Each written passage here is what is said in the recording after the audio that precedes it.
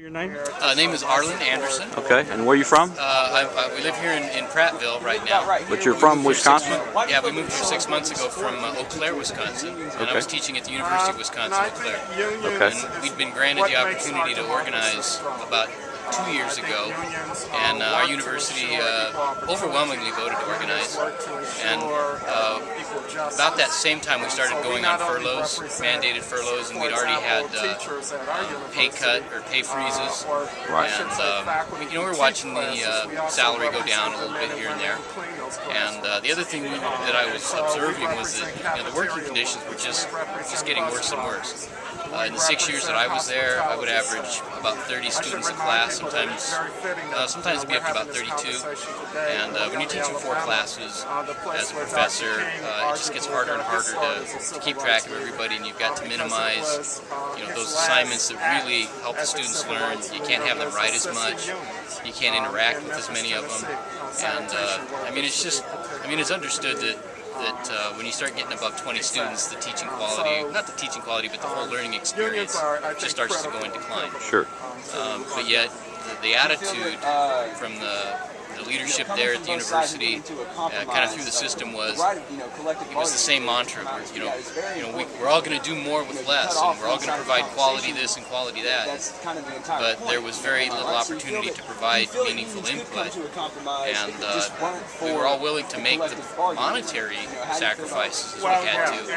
But it just got to the point where we also had to address other issues for us to continue succeeding doing good work. And it got pretty discouraging, and the friends that I'm talking to up there now, it's getting worse and worse. They feel like the students are apathetic and don't care what they do. They feel like the in-house, the university leadership don't like them anymore, or opposed to them, or they're hanging them up as the bad guy.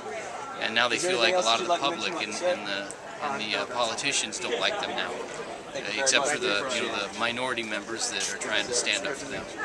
And in the working conditions that they had there and that they still have there, it's pretty messy. Jim Allen, 75 years old. Lived in the South all my life, which means I had a lot of different jobs. Only one of them was a unionized workplace. It was in Florida, right to work, but I joined, and it was good. And I want to tell you, I'm for the unions. I also want to tell you something else. I'm a slow learner. But once I get it, I think I've gotten it. And here's something I think I've gotten. We hear a lot of talk about defending our American freedoms, our liberty, especially in connection with wars that aren't going to have anything to do with that. But, gung-ho about our freedoms and our liberty. And what I've observed is that often comes loudest and most from people with the biggest megaphones. That is, the people with the money. right? And I figured out what that's really about is they want us to think only about our individual freedom, our individual liberty. They don't want us getting together. That's right. Just remember that when you hear that talk, and remember the people united can never be defeated.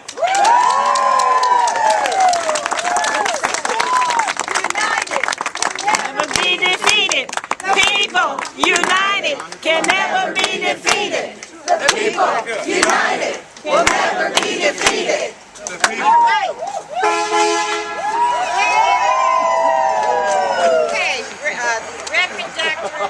E.K. Doffin, who works at Alabama State. Here she comes, holding 2 signs. I'm so glad to see you all here today. And I want to tell you that the president for faculty of the Alabama State University Union, American Federation of Teachers, Dr. Darren Moten is here. Let's hear a shout out for Dr. Moten. We are in the trenches.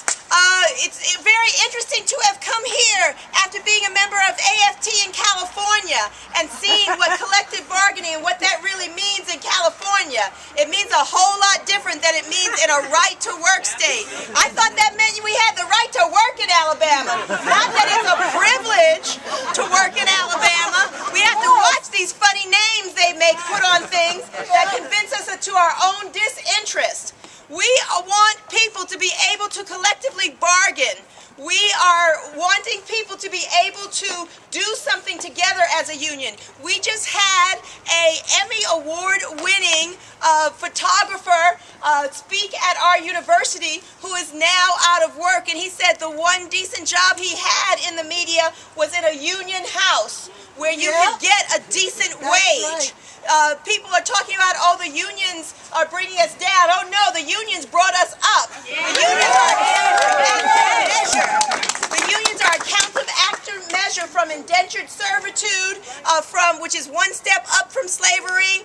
It gives people a right to be able to gather and vote on and negotiate in their workplace, and God knows that's what we need. Yes. So, yay for unions!